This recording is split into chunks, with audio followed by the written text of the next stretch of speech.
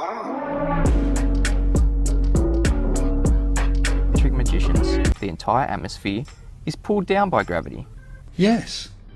If there was no gravity, that atmosphere would disperse into the vacuum of space. It's a great place to start, Mr. Sensible. If there was no gravity, then that atmosphere would absolutely disperse into the vacuum of space. As it is, gravity has its effect on each and every molecule in the atmosphere. Just like you lobbing a tennis ball in the air, it will turn around and come back down. The same force is acting on those air molecules. Simple. Don't take any notice of the natural law this violates. What natural law? Those air molecules are trying to whiz around and fly off into the vacuum of space, but there's a force holding them back. And that force is greater than their ability to overcome it. So they remain. But we do lose several hundred tons of atmosphere a day.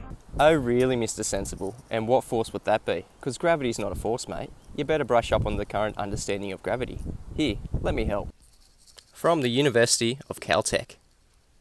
Einstein came up with the theory of general relativity 1915, the prototype of all modern gravitational theories.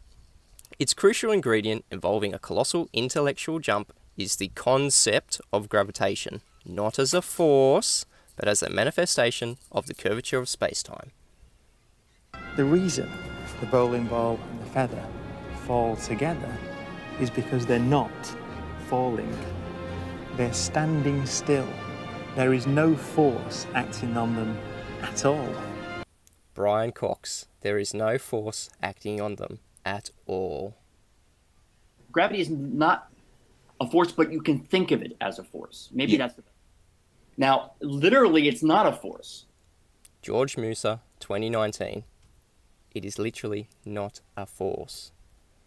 From Wikipedia, gravity is most accurately described by general theory of relativity, which describes gravity not as a force.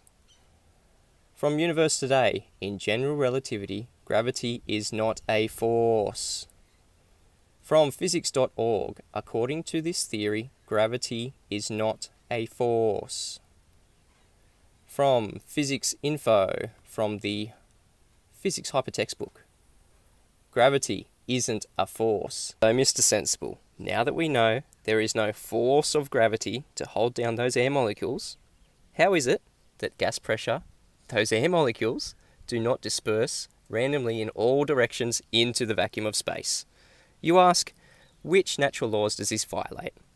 As described by NASA, the entropy of gas, or the second law of thermodynamics, is being violated here. Also, ideal gas law, PV equals RT. And I'd also like to point out to you that that V is a volume. To have gas pressure, it is a necessary antecedent to have a container, which is defined as the volume. No container, no gas pressure. That would also violate that natural law. And the globe literally being the only example of this violation and can't be demonstrated. Well, what about Venus then? That's got an atmosphere. And Mars, that's got an atmosphere, although very thin. Jupiter, that's almost all atmosphere. Saturn and Neptune, much the same. So there are other examples of great amounts of gas being held down by gravity so that they can't disperse amongst the vacuum or into the vacuum of space. And according to you, whereabouts are these planets? Oh, back in your sky vacuum. That's right. The place that violates natural laws. Yeah, we can't use fake places as examples, mate. And as I showed, gravity doesn't pull anything down, especially not gas pressure. It's not a force. How about you show us gas pressure without a container, or gas pressure next to the vacuum with gravity stopping it from dispersing? Nature can never allow a vacuum to exist. Can't it? Look up at the night sky.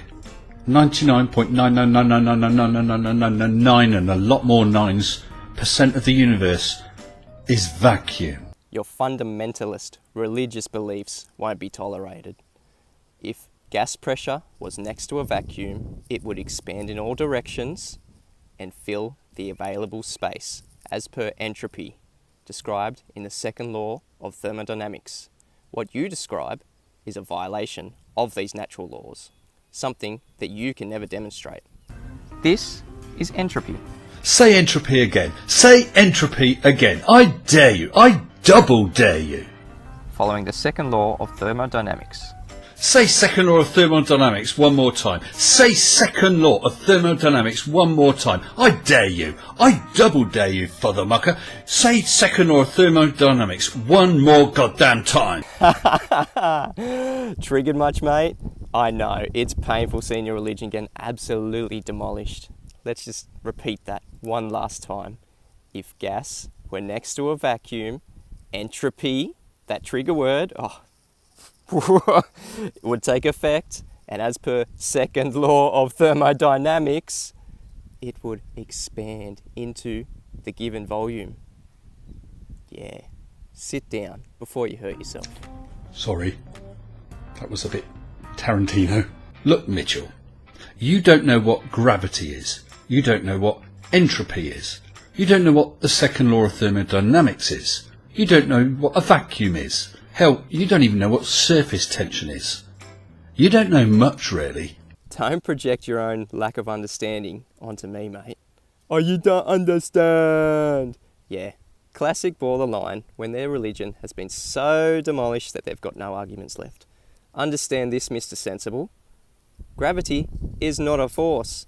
And by your own admission, if there were no gravity, the entire atmosphere would absolutely disperse into the vacuum of space.